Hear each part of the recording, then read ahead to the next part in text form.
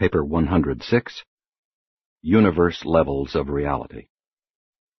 It is not enough that the ascending mortal should know something of the relations of deity to the genesis and manifestations of cosmic reality. He should also comprehend something of the relationships existing between himself and the numerous levels of existential and experiential realities, of potential and actual realities. Man's terrestrial orientation, his cosmic insight, and his spiritual directionization are all enhanced by a better comprehension of universe realities and their techniques of interassociation, integration, and unification.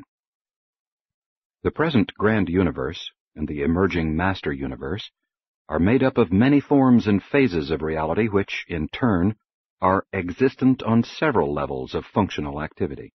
These manifold existents and latents have been previously suggested in these papers, and they are now grouped for conceptual convenience in the following categories. 1. Incomplete finites. This is the present status of the ascending creatures of the grand universe, the present status of Urantia mortals.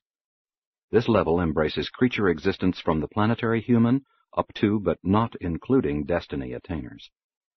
It pertains to universes from early physical beginnings up to but not including settlement in light and life. This level constitutes the present periphery of creative activity in time and space.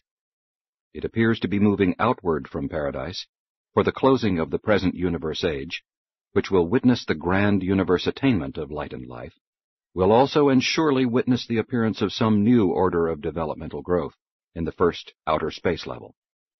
2. Maximum finites. This is the present status of all experiential creatures who have attained destiny. Destiny is revealed within the scope of the present universe age. Even universes can attain to the maximum of status, both spiritually and physically. But the term maximum is itself a relative term. Maximum in relation to what? And that which is maximum, seemingly final, in the present universe age, may be no more than a real beginning in terms of the ages to come. Some phases of Havona appear to be on the maximum order. 3. Transcendentals. This superfinite level antecedently follows finite progression. It implies the pre-finite genesis of finite beginnings and the post-finite significance of all apparent finite endings, or destinies. Much of Paradise Havona appears to be on the transcendental order. 4. Ultimates. This level encompasses that which is of master universe significance, and impinges on the destiny level of the completed master universe. Paradise Havona, especially the circuit of the Father's worlds, is in many respects of ultimate significance. 5. Co-absolutes. This level implies the projection of experientials upon a supermaster universe field of creative expression. 6. Absolutes. This level connotes the eternity presence of the 7 existential absolutes. It may also involve some degree of associative, experiential attainment, but if so, we do not understand how, perhaps through the contact potential of personality. 7. Infinity. This level is pre-existential and post-experiential. Unqualified unity of infinity is a hypothetical reality before all beginnings and after all destinies. These levels of reality are convenient compromise symbolizations of the present universe age and for the mortal perspective. There are a number of other ways of looking at reality from other than mortal perspective and from the standpoint of other universe ages. Thus it should be recognized that the concepts herewith presented are entirely relative.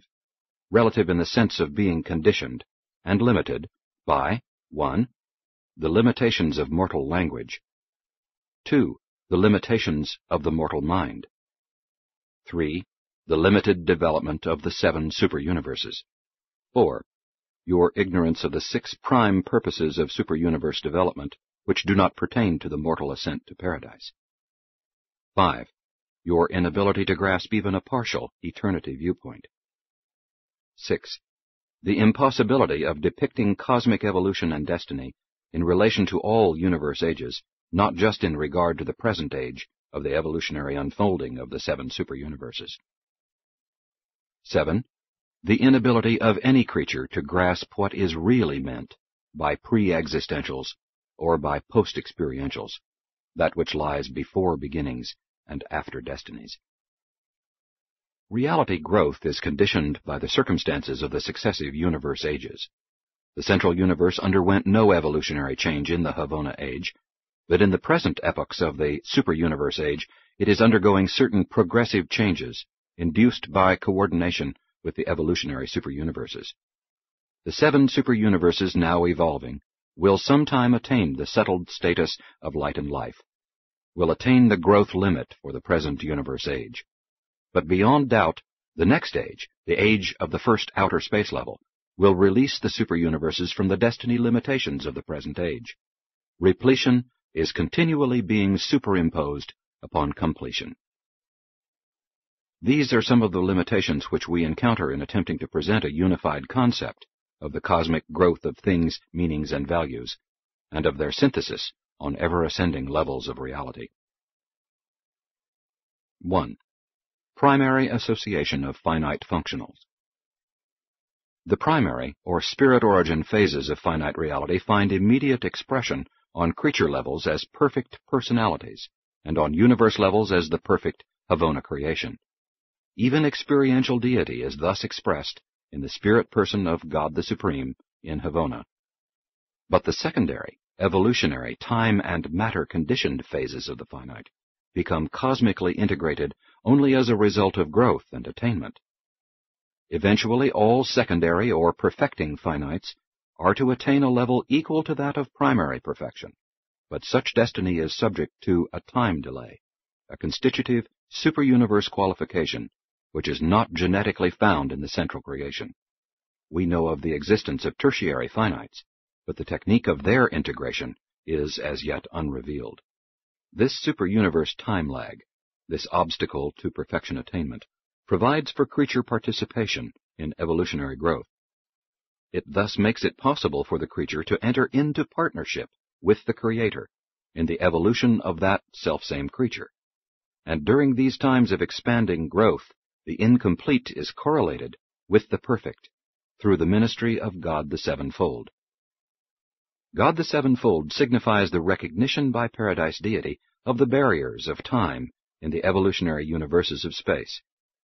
No matter how remote from Paradise, how deep in space a material survival personality may take origin, God the Sevenfold will be found there present and engaged in the loving and merciful ministry of truth, beauty, and goodness to such an incomplete, struggling, and evolutionary creature.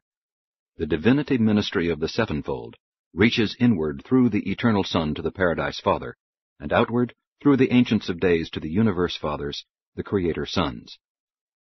Man, being personal and ascending by spiritual progression, finds the personal and spiritual divinity of the Sevenfold deity, but there are other phases of the Sevenfold which are not concerned with the progression of personality.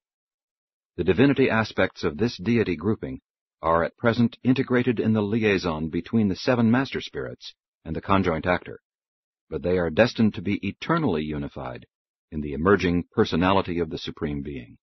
The other phases of the Sevenfold deity are variously integrated in the present universe age, but all are likewise destined to be unified in the Supreme. The Sevenfold in all phases is the source of the relative unity of the functional reality of the present grand universe. 2. Secondary, supreme finite integration.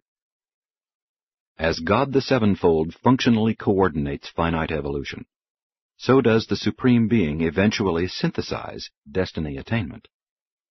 The Supreme Being is the deity culmination of grand universe evolution, physical evolution around a spirit nucleus, and eventual dominance of the spirit nucleus over the encircling and whirling domains of physical evolution. And all of this takes place in accordance with the mandates of personality. Paradise personality in the highest sense, Creator personality in the universe sense, mortal personality in the human sense, Supreme personality in the culminating or experiential totaling sense. The concept of the Supreme must provide for the differential recognition of spirit person, evolutionary power, and power personality synthesis, the unification of evolutionary power with and its dominance by spirit personality. Spirit, in the last analysis, comes from paradise through Havona. Energy matter seemingly evolves in the depths of space and is organized as power by the children of the infinite spirit in conjunction with the creator sons of God. And all of this is experiential. It is a transaction in time and space, involving a wide range of living beings, including even creator divinities and evolutionary creatures. The power mastery of the creator divinities in the grand universe slowly expands to encompass the evolutionary settling and stabilizing of the time-space creations, and this is the flowering of the experiential power of God the Sevenfold. It encompasses the whole gamut of divinity attainment in time and space, from the adjuster bestowals of the Universal Father to the life bestowals of the Paradise Sons.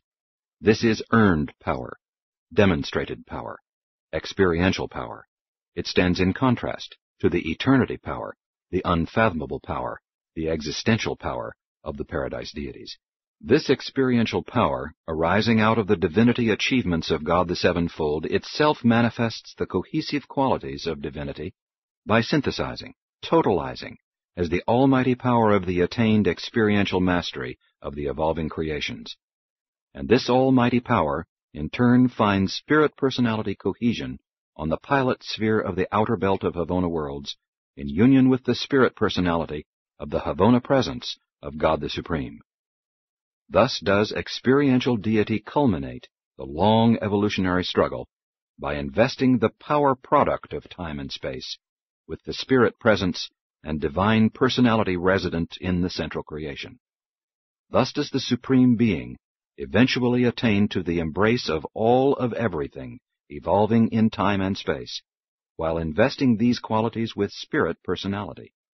Since creatures, even mortals, are personality participants in this majestic transaction, so do they certainly attain the capacity to know the Supreme, and to perceive the Supreme as true children of such an evolutionary deity. Michael of Nebadon is like the Paradise Father because he shares his paradise perfection. So will evolutionary mortals sometime attain to kinship with the experiential Supreme, for they will truly share his evolutionary perfection. God the Supreme is experiential, therefore is he completely experienceable. The existential realities of the seven absolutes are not perceivable by the technique of experience. Only the personality realities of the Father, Son, and Spirit can be grasped by the personality of the finite creature in the prayer-worship attitude. Within the completed power-personality synthesis of the Supreme Being, there will be associated all of the absoluteness of the several triodities which could be so associated, and this majestic personality of evolution will be experientially attainable and understandable by all finite personalities. When ascenders attain the postulated seventh stage of spirit existence, they will therein experience the realization of a new meaning value of the absoluteness and infinity of the triodities, as such is revealed on sub-absolute levels in the Supreme Being, who is experienceable. But the attainment of these stages of maximum development will probably await the coordinate settling of the entire grand universe in light and life. 3. Transcendental Tertiary Reality Association. The Absonite architects eventuate the plan. The Supreme Creators bring it into existence. The Supreme Being will consummate its fullness as it was time created by the Supreme Creators, and as it was space forecast by the Master Architects. During the present universe age, the administrative coordination of the Master Universe is the function of the architects of the Master Universe.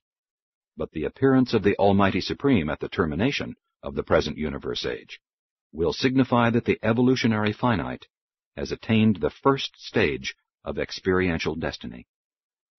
This happening will certainly lead to the completed function of the first experiential Trinity, the union of the Supreme Creators, the Supreme Being, and the architects of the Master Universe. This Trinity is destined to effect the further evolutionary integration of the master creation. The Paradise Trinity is truly one of infinity, and no Trinity can possibly be infinite that does not include this original Trinity. But the original Trinity is an eventuality of the exclusive association of absolute deities.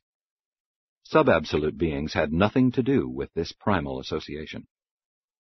The subsequently appearing and experiential Trinities embrace the contributions of even creature personalities.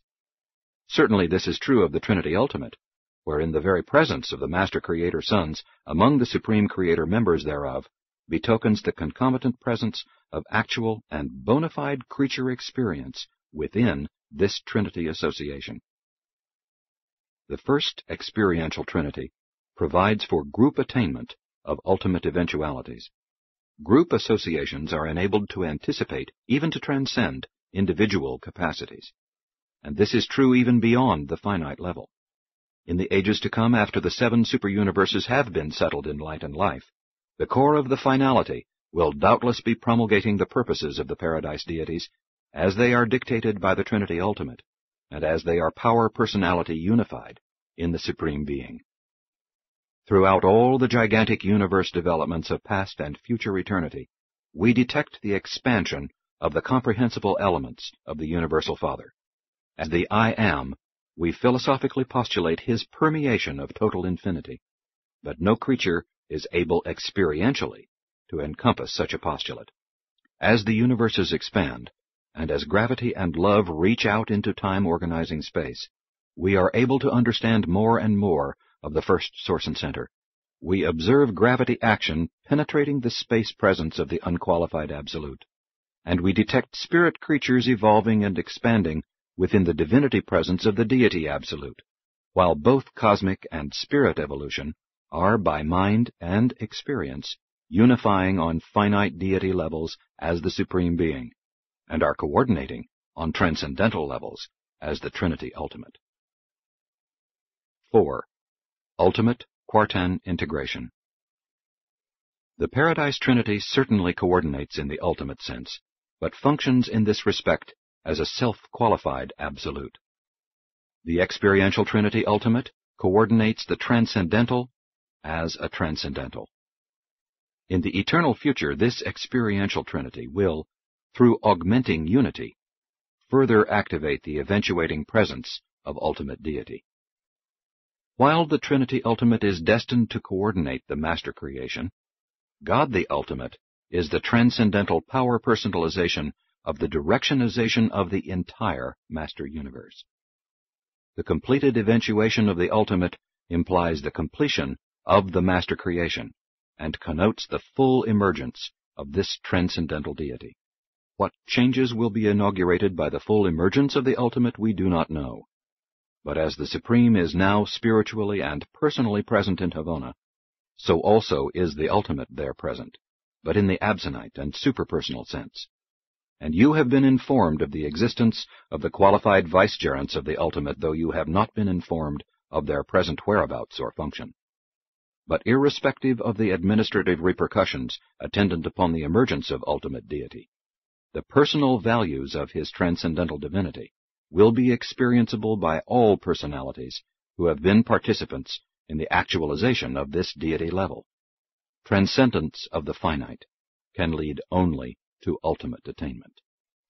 God the Ultimate exists in transcendence of time and space, but is nonetheless sub-absolute, notwithstanding inherent capacity for functional association with absolutes. 5. Co-absolute, or fifth phase association. The Ultimate is the apex of transcendental reality, even as the Supreme is the capstone of evolutionary experiential reality. And the actual emergence of these two experiential deities lays the foundation for the second experiential Trinity. This is the Trinity Absolute, the union of God the Supreme, God the Ultimate, and the unrevealed consummator of universe destiny. And this Trinity has theoretical capacity to activate the absolutes of potentiality, deity, universal, and unqualified. but the completed formation of this Trinity absolute could take place only after the completed evolution of the entire master universe, from Havona to the fourth and outermost space level. It should be made clear that these experiential trinities are correlative, not only of the personality qualities of experiential divinity, but also of all the other-than-personal qualities which characterize their attained deity unity. While this presentation deals primarily with the personal phases of the unification of the cosmos, it is nonetheless true that the impersonal aspects of the universe of universes are likewise destined to undergo unification, as is illustrated by the power-personality synthesis now going on in connection with the evolution of the Supreme Being. The spirit-personal qualities of the Supreme are inseparable from the power prerogatives of the Almighty, and both are complemented by the unknown potential of Supreme Mind. Neither can God the Ultimate, as a person, be considered apart from the other-than-personal aspects of ultimate deity.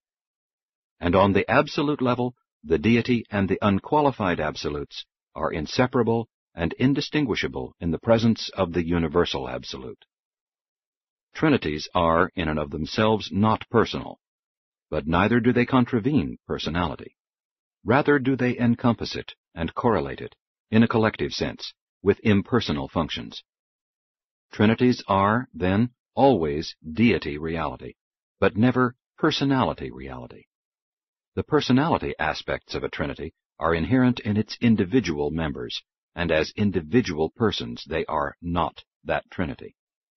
Only as a collective are they Trinity. That is Trinity.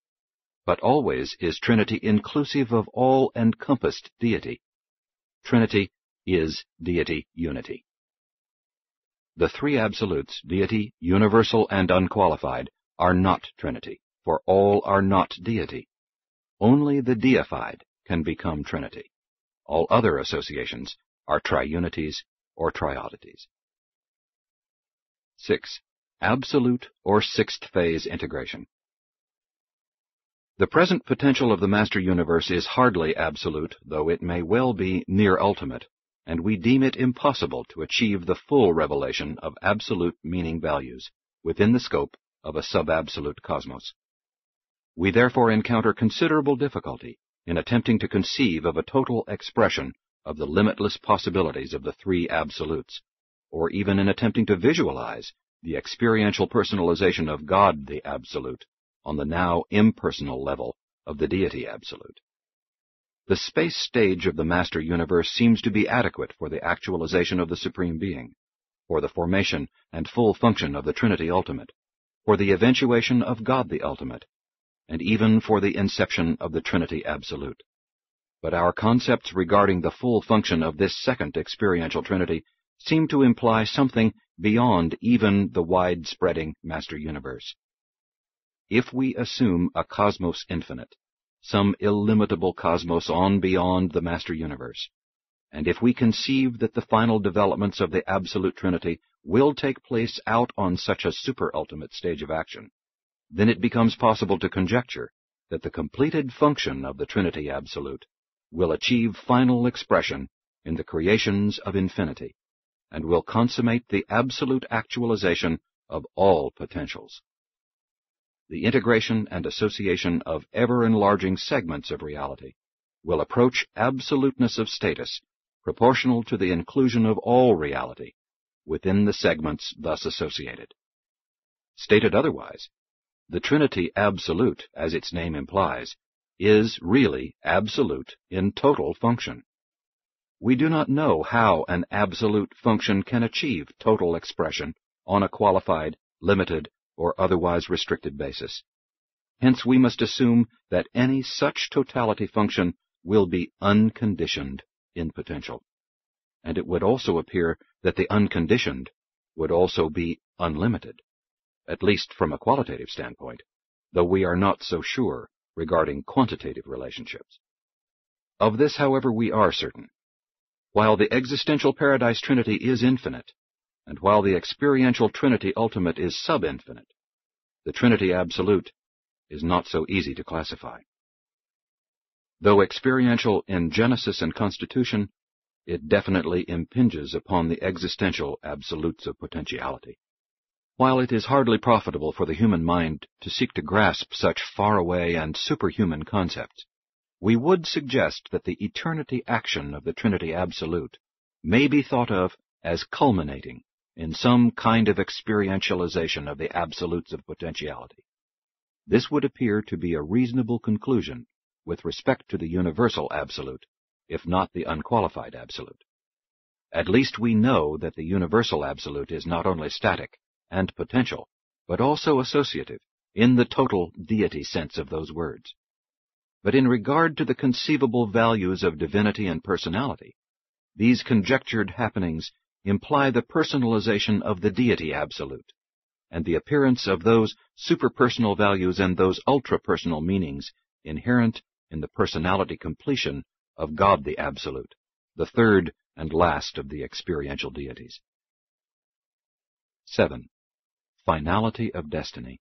Some of the difficulties in forming concepts of infinite reality integration are inherent in the fact that all such ideas embrace something of the finality of universal development, some kind of an experiential realization of all that could ever be, and it is inconceivable that quantitative infinity could ever be completely realized in finality.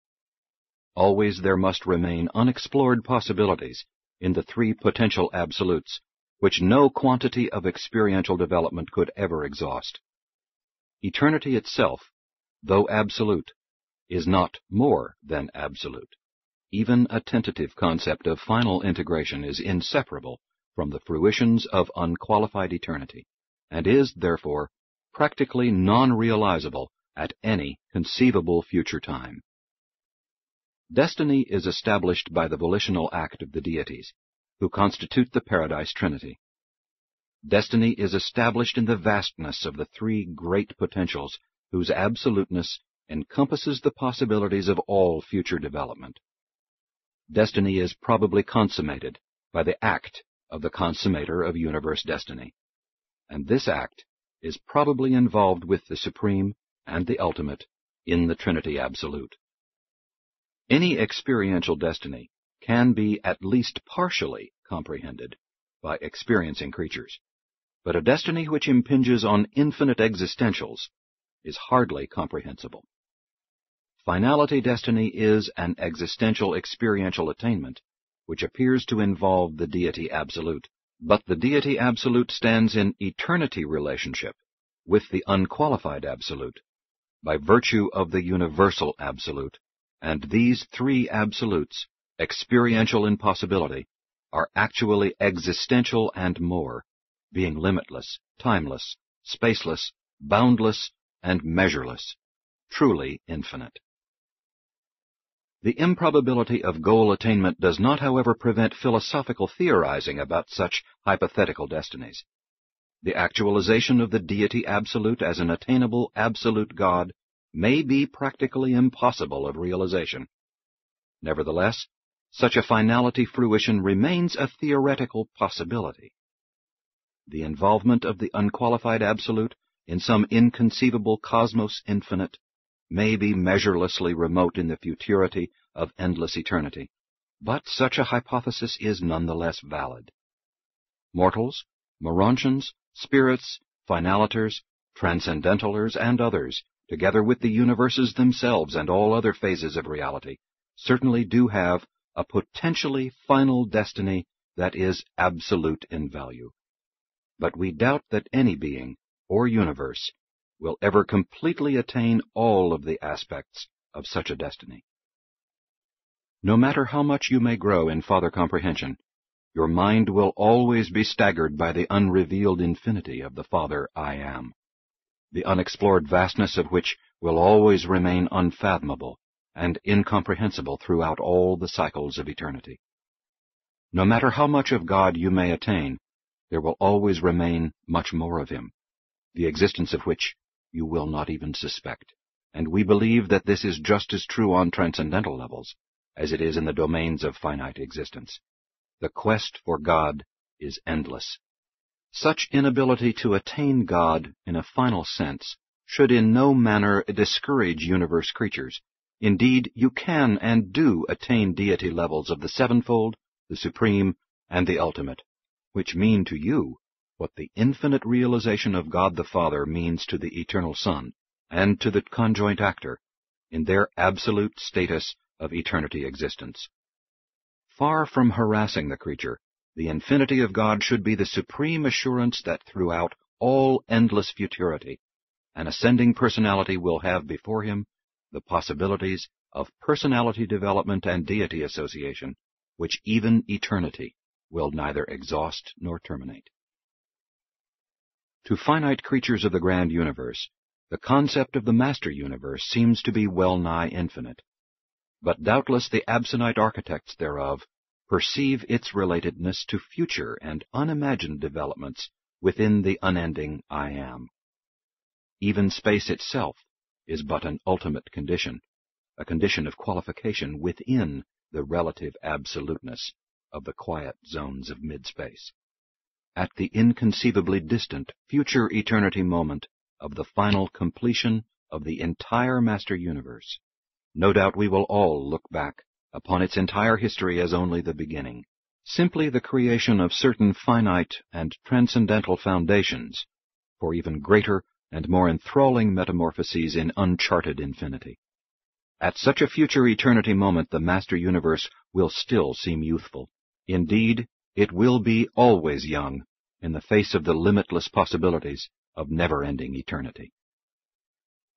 The improbability of infinite destiny attainment does not in the least prevent the entertainment of ideas about such destiny, and we do not hesitate to say that if the three absolute potentials could ever become completely actualized, it would be possible to conceive of the final integration of total reality. This developmental realization is predicated on the completed actualization of the unqualified, universal, and deity absolutes, the three potentialities whose union constitutes the latency of the I Am, the suspended realities of eternity, the abeyant possibilities of all futurity, and more. Such eventualities are rather remote, to say the least. Nevertheless, in the mechanisms, personalities, and associations of the three trinities, we believe we detect the theoretical possibility of the reuniting of the seven absolute phases of the Father I Am. And this brings us face to face with the concept of the threefold Trinity encompassing the Paradise Trinity of existential status and the two subsequently appearing trinities of experiential nature and origin.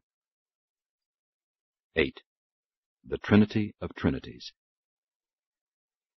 The nature of the Trinity of Trinities is difficult to portray to the human mind.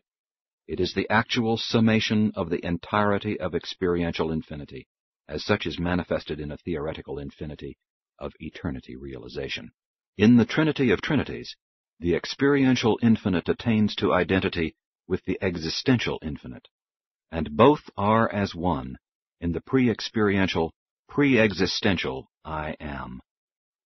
The Trinity of Trinities is the final expression of all that is implied in the 15 triunities and associated triodities.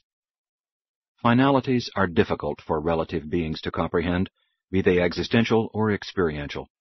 Therefore, must they always be presented as relativities.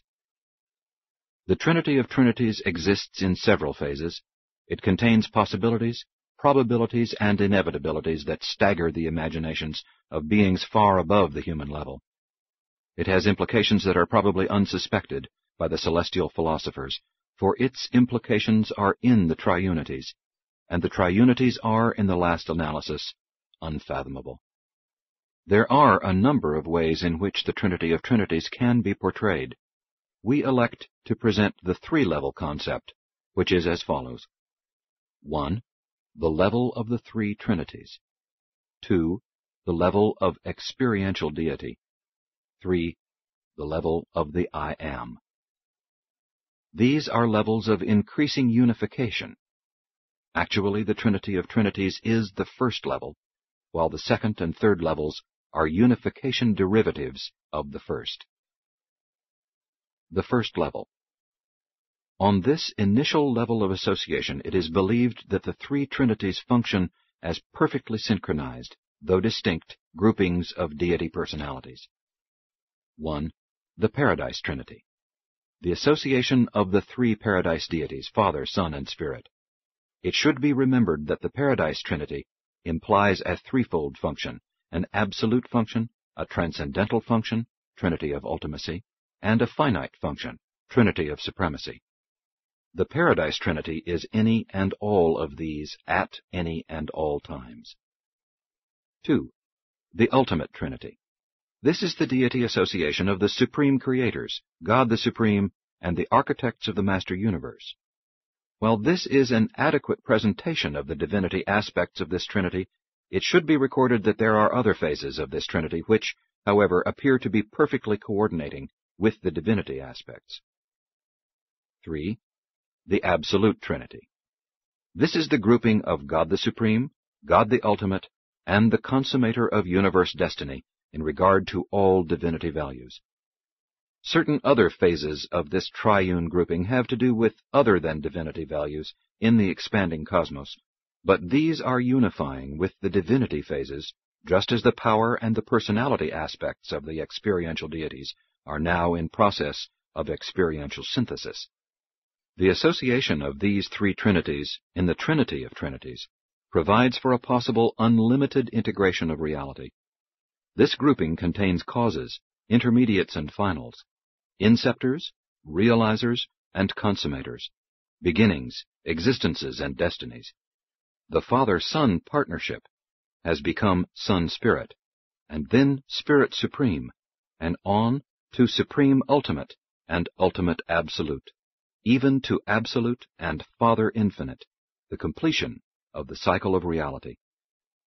Likewise, in other phases not so immediately concerned with divinity and personality, does the first great source and center self-realize the limitlessness of reality around the circle of eternity, from the absoluteness of self-existence, through the endlessness of self-revelation, to the finality of self-realization, from the absolute of existentials to the finality of experientials. The second level. The coordination of the three trinities inevitably involves the associative union of the experiential deities, who are genetically associated with these trinities. The nature of this second level has been sometimes presented as 1. The Supreme. This is the deity consequence of the unity of the Paradise Trinity in experiential liaison with the creator-creative children of the Paradise deities. The Supreme is the deity embodiment of the completion of the first stage of finite evolution. 2. The Ultimate. This is the deity consequence of the eventuated unity of the second Trinity, the transcendental and absonite personification of divinity. The ultimate consists in a variably regarded unity of many qualities, and the human conception thereof would do well to include at least those phases of ultimacy which are control-directing, personally experienceable, and tensionally unifying.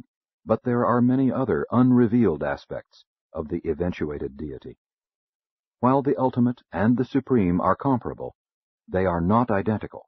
Neither is the ultimate merely an amplification of the supreme. 3. The Absolute. There are many theories held as to the character of the third member of the second level of the Trinity of Trinities. God the Absolute is undoubtedly involved in this association as the personality consequence of the final function of the Trinity Absolute, yet the Deity Absolute is an existential reality of eternity status. The concept difficulty regarding this third member is inherent in the fact that the presupposition of such a membership really implies just one Absolute. Theoretically, if such an event could take place, we should witness the experiential unification of the three Absolutes as one. And we are taught that, in infinity and existentially, there is one Absolute, while it is least clear as to who this third member can be. It is often postulated that such may consist of the deity, universal and unqualified absolutes in some form of unimagined liaison and cosmic manifestation. Certainly, the Trinity of Trinities could hardly attain to complete function short of the full unification of the three absolutes, and the three absolutes can hardly be unified, short of the complete realization of all infinite potentials. It will probably represent a minimum distortion of truth if the third member of the Trinity of Trinities is conceived as the universal absolute, provided this conception envisions the universal not only as static and potential, but also as associative. But we still do not perceive the relationship to the creative and evolutional aspects of the function of total deity. Though a completed concept of the Trinity of Trinities is difficult to form, a qualified concept is not so difficult. If the second level of the Trinity of Trinities is conceived as essentially personal, it becomes quite possible to postulate the union of God the Supreme, God the Ultimate, and God the Absolute as the personal repercussion of the union of the personal trinities who are ancestral to these experiential deities. We venture the opinion that these three experiential deities will certainly unify on the second level as the direct consequence of the growing unity of their ancestral and causative trinities who constitute the first level. The first level consists of three trinities. The second level exists as the personality association of experiential evolved, experiential eventuated, and experiential existential deity personalities. And regardless of any conceptual difficulty in understanding the complete Trinity of Trinities, the personal association of these three deities on the second level has become manifest to our own universe age in the phenomenon of the deitization of Majeston, who was actualized on this second level by the deity absolute, acting through the ultimate and in response to the initial creative mandate of the Supreme Being. The third level. In an unqualified hypothesis of the second level of the Trinity of Trinities, there is embraced the correlation of every phase of every kind of reality that is, or was, or could be, in the entirety of infinity. The Supreme Being is not only spirit, but also mind, and power, and experience. The ultimate is all this and much more, while in the conjoined concept of the oneness of the deity, universal, and unqualified absolutes, there is included the absolute finality of all reality realization. In the union of the supreme, ultimate, and the complete absolute, there could occur the functional reassembly of those aspects of infinity which were originally segmentalized by the I Am, and which resulted in the appearance of the seven absolutes of infinity. Though the universe philosophers deem this to be a most remote probability, still we often ask this question: if the second level of the Trinity of Trinities could ever achieve Trinity unity, what then would transpire as a consequence of such deity unity? We do not know, but we are confident that it would lead directly to the realization of the I Am as an experiential attainable. From the standpoint of personal beings, it could mean that the unknowable I Am had become experienceable as the Father Infinite. What these absolute destinies might mean from a non-personal standpoint is another matter, and one which only eternity could possibly clarify. But as we view these remote eventualities as personal creatures, we deduce that the final destiny of all personalities is the final knowing of the universal Father of these selfsame personalities. As we philosophically conceive of the I Am in past eternity, he is alone. There is none beside him. Looking forward into future eternity, we do not see that the I Am could possibly change as an existential, but we are inclined to forecast a vast experiential difference. Such a concept of the I Am implies full self-realization. It embraces that limitless galaxy of personalities who have become volitional participants in the self-revelation of the I Am, and who will remain eternally as absolute volitional parts of the totality of infinity, final sons of the Absolute Father. 9. Existential infinite unification. In the concept of the Trinity of Trinities, we postulate the possible experiential unification of limitless reality, and we sometimes theorize that all this may happen in the utter remoteness of far-distant eternity. But there is nonetheless an actual and present unification of infinity in this very age, as in all past and future universe ages. Such unification is existential in the Paradise Trinity. Infinity unification, as an experiential reality, is unthinkably remote. But an unqualified unity of infinity now dominates the present moment of universe existence, and unites the divergencies of all reality with an existential majesty that is absolute. When finite creatures attempt to conceive of infinite unification on the finality levels of consummated eternity, they are face to face with intellect limitations inherent in their finite existences. Time, space, and experience constitute barriers to creature concept, and yet, without time, apart from space, and except for experience, no creature could achieve even a limited comprehension of universe reality. Without time sensitivity, no evolutionary creature could possibly perceive the relations of sequence. Without space perception, no creature could fathom the relations of simultaneity. Without experience, no evolutionary creature could even exist. Only the seven absolutes of infinity really transcend experience, and even these may be experiential in certain phases.